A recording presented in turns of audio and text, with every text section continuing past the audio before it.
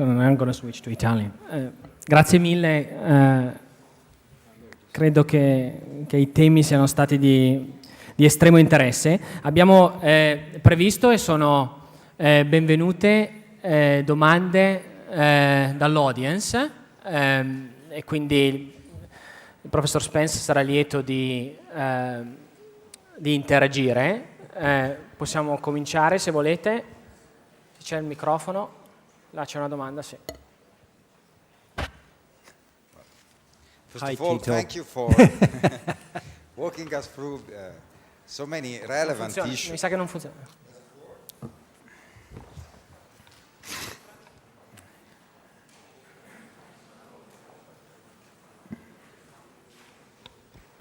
Okay, now I think it works. Perfect. Yeah. Okay. So I was just saying, thank you so much for walking us through so many relevant issues and offering a new perspective on each of them. It was really fascinating. A couple of things that came to my mind. On the first part, when you were talking about the risk of this multiple equilibria condition, you were saying that you were emphasizing the role of ECB to a large extent, as a circuit breaker. But it seems to me that in the current debate at the European level, much of the discussion is being on other issues, more than on the role of the ECB, is more on Eurobonds, on project bonds, on attempts to create a sort of fiscal policy at the European level. So I would like to know your view about it, about the Eurobonds, and whether somewhat the debate is misplaced here. And the other question is instead on the evidence you were bringing about the tradable and non-tradable in the US that I found extremely interesting. One thing I don't understand fully is my notion of globalization is one where you redesign completely the border between tradable and non-tradable, and there are many things that you believe to be non-tradable that become tradable at some stage. But let's take that this is the case. Aren't you worried a bit that given also the differences in productivity growth across the two sectors, there could be some sort of Bommel type of disease with wages in the service sector being somewhat trying to bridge the wages that can be afforded in the more highly productive tradable sector, and this could be in the perspective also something damaging the perspective of the US economy. Yeah. Well, real fast, I mean, I actually agree with you on the Eurobonds. My current assessment, Tito, is that Eurobonds are a very good idea that we're not going to get for a while because the Germans know they have to backstop them. But we might get project bonds backstopped because they wouldn't be as large in magnitude and they might help jumpstart some growth. But in the end, I think, with institutional reform, that it just makes sense to have a Eurobond. How far away are we? I would guess at least 2 years. I can't imagine sort of it stabilizing fast enough and the kind of underpinnings being put together. So I didn't mean to leave them out. And I think, but I do think that if they were in place, they would be an important disruptor of the incentive structure that I described. That's for sure. So I do agree with that.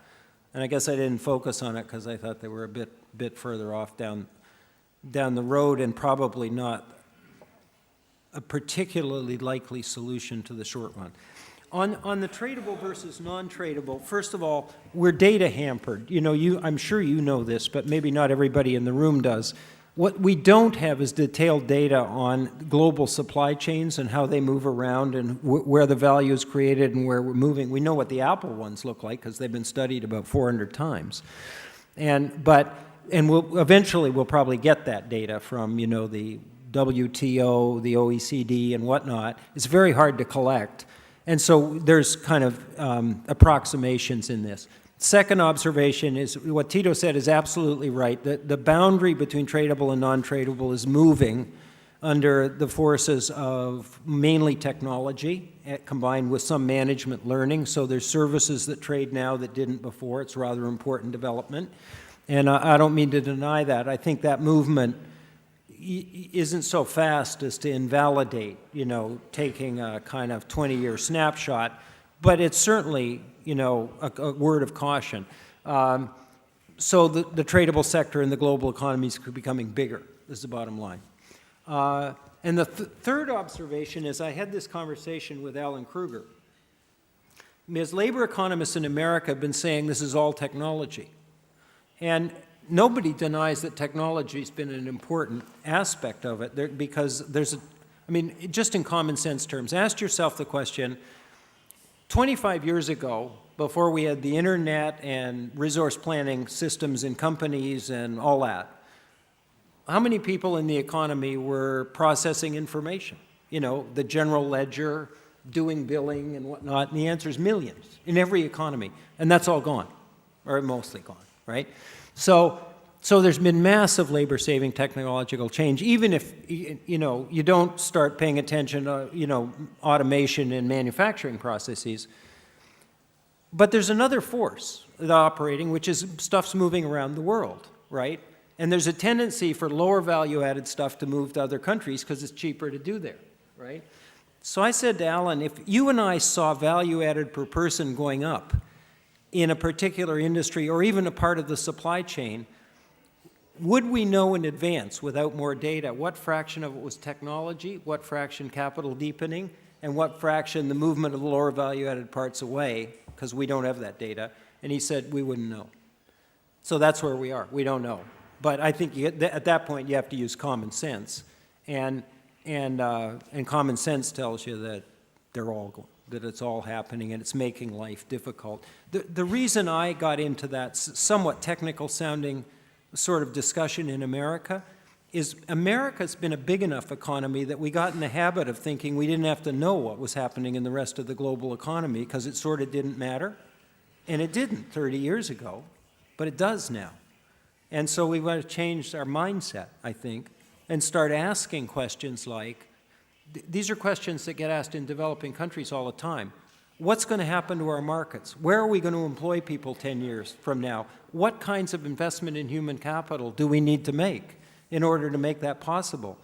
And most of us in the advanced countries don't ask those questions, or at least not enough. And I think we're going to have to start. This is the bottom line. Even if it's hard to get a definitive answer. Yeah. So, we have another question?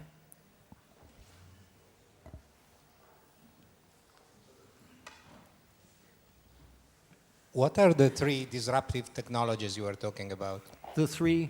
Disruptive technologies? Oh, yeah. Okay. Can I? Yeah. All right. I'll do it real fast, I think. Can I get back to this easily? Yeah, let me just go right ahead. One is shale gas. It turns out it's in very large supply. It's not ridiculously expensive. It's actually caused a glut. And I think you know what it is. You drill down, and then you drill sideways through shale, and then you inject liquid, you know, with salt water in it at very high speed, and it releases the gas. And hopefully you catch it before it gets into the atmosphere, because some of it's methane, which is the most potent greenhouse gas. And here's where it's located in the world. And here's a different take on that from the Energy Information Agency in the United States. Not all the world has been mapped, by the way. The gray stuff means we don't know. Okay, we just don't know. So that includes all of Russia. And this is where it is. The biggest batch is in China. Nice for them. It's actually nice for us, too. China and India have a ton of coal, and they've got a lot of electricity to generate in order to support that growth. And on autopilot, they'll use coal. So will India. China and India are the two future economic giants of the world. They have 40% of the world's population, and if they burn coal, which is the cheapest and dirtiest way to make electricity, then you can forget a whole bunch of environmental issues, including global climate change. And you can see, I mean, Argentina has a whole bunch. That's nice for them. Brazil doesn't have so much, etc. In Europe, Poland and France look like they have the biggest batches of shale gas. This is a game-changing thing with respect to energy security, cost, cleanliness, and the location of energy-intensive economic activity. And it's starting to show up in the United States already. The second one is the cell phones. Basically, 10 years ago, everybody thought there was a huge digital divide between the developing world and the advanced countries, and it's basically going away. It's a private sector triumph. Okay, so what happened in most of the developing world is that there was a very inefficient telecom monopoly. I'm sure that sounds familiar to some of you, and a regulator that was sort of in bed with the telecom entity, and they weren't very competent, and they fell asleep. And the mobile phone operators, you know, from all over the world, including here, went in and built a less capital-intensive technology that has simply replaced landlines. And now, people not only have telephones, they have access to financial services, they get credit, they pay bills. They don't even yet, many of them have access to the internet. This is all done with SMS. So it is an enormously egalitarian trend, and we're not very far away from having almost every human being on the planet with a cell phone in their hand and access to the internet. It's amazing. And the third one's 3D printing. 3D printing, many of you have heard of. It's called additive manufacturing. Basically, they know with a variety of substances ranging from plastics to titanium how to, at the molecular level, print a 3D object. So you can print a high-quality athletic shoe. You can print a gear if you're in a submarine at 2,000 meters under the water, assuming it hasn't been crushed. You can print a model of a building. And the reason this is interesting, it's ubiquitous now. It's 30-year-old technology getting better and cheaper. It's used for prototyping and design all the time. Your colleagues here in Milan use it routinely.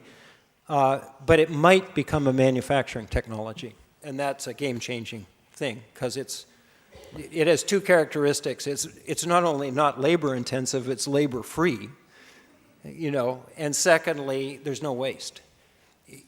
If you make a titanium part for an airplane, you know, you take a high-quality block of titanium, then you pretend you're Michelangelo, and you start chipping away at it, and if you're really good, you'll end up with the airplane part and a lot of stuff on the floor, which isn't high-grade titanium anymore. You can build that part now with additive manufacturing, and there'll be nothing on the floor. Nothing. So it's amazing sort of technology, and it's starting to get attention. Yeah. So we had another question. Yeah. No, there was someone there. Oh, go ahead. Okay. I'm Alessandra Casarico from Bocconi University. I would like to ask you something about the role and resources of the state. You showed us a slide which stated that current taxes are not enough to finance social policies. And I think that although markets have their weaknesses, in the last decades we have probably seen many countries moving towards giving a more prominent role to markets in the area of education, health, and social security. Demographic changes may have prompted this, but the financial crisis is making this picture even more complicated. So I was wondering whether you think that this shift will go on also during this particular period. Will this tendency last?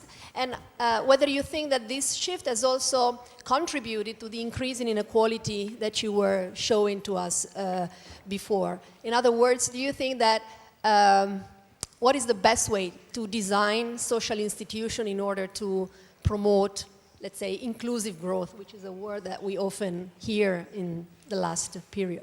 Thank you. Right. Well, so I skipped over that because I didn't want to say something so outrageous that you'd all leave early on. I'm a big fan of markets, and I think they have come to dominate, you know, the resource allocation process in economies. And they're very good at efficiency, incentives, and innovation. And they've won. They're less good at a growing set of more material issues that I think of as stability, equity and distribution, and sustainability, for a variety of reasons. I mean, some of them are just the classic ones having to do with externalities, informational problems, and whatnot, and some of them are probably a little more complicated than that. But so I think that's kind of where I've come out, and I also believe that in a world that's changing as the fast one we're living in, we shouldn't think of it as this is the role a government has.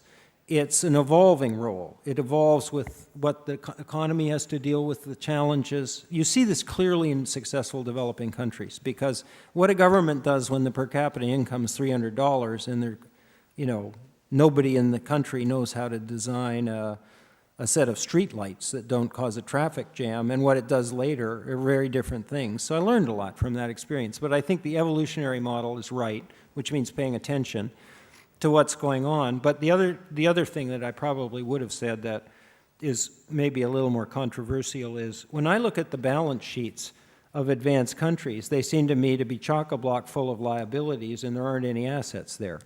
And if you think that governments now have important functions as shock absorbers, redistributors of income, handlers of bouts of instability, and investors in human capital, technology, and other things that may help us with sustainability and distributional issues, those balance sheets don't look very adequate to me, even before the crisis. And I can tell you that in the developing countries, including China, they look at our balance sheets and think, well, that's just inadequate. Now, they're quite capable of making a whole bunch of mistaken conclusions from that, which means have a big balance sheet and interfere with the markets. So I think there's a debate. Bottom line is, I think there's a debate we ought to be having that is precipitated by these global and technological forces and the evolving role of our state.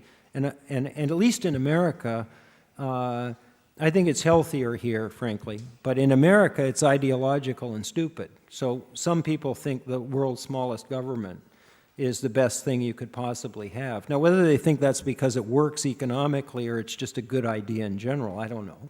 And then there's a bunch of people that think a massive government that kind of gets in the way is a good idea. And I don't think that's right either. But there doesn't seem to be much that sounds very pragmatic about, well, if the middle income group is kind of challenged, you know, what are the things that they and we with them could do to help? And that's the discussion I'm hoping that we'll have, and then evolve the model, the role of the state with it. Okay, so one more question.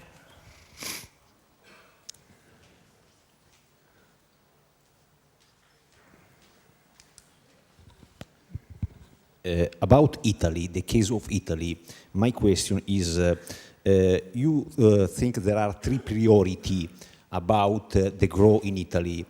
This is the first question. The second question is about Germany.